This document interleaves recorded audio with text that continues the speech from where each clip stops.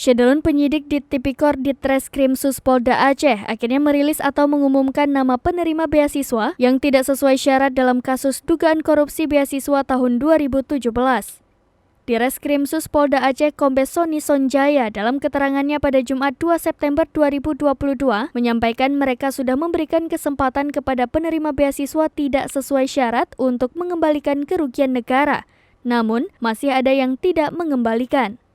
Sony mengatakan pihaknya sudah merilis nama-nama penerima beasiswa yang tidak sesuai syarat pada laman reskrimsusaceh.info. Masyarakat atau penerima beasiswa bisa langsung mengecek namanya dalam laman tersebut. Sony juga menjelaskan jumlah nama penerima beasiswa yang dirilis 620 orang. Dengan rincian 349 orang tidak memenuhi panggilan penyidik, juga tidak mengembalikan kerugian negara, dan 271 orang memenuhi panggilan penyidik tapi belum mengembalikan kerugian negara.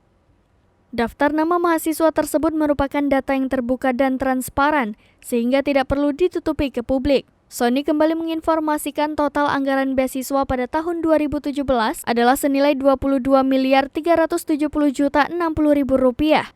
Berdasarkan hasil audit Badan Pengawasan Keuangan dan Pembangunan atau BPKP, ditemukan kerugian negara Rp10.091.000.000. Dalam kasus tersebut, penyidik telah memeriksa 537 orang dan 6 saksi ahli serta menetapkan 7 orang sebagai tersangka. Penyidik juga telah menerima pengembalian kerugian dana tersebut dari 70 penerima beasiswa yang tidak sesuai syarat dengan total Rp934.750.000.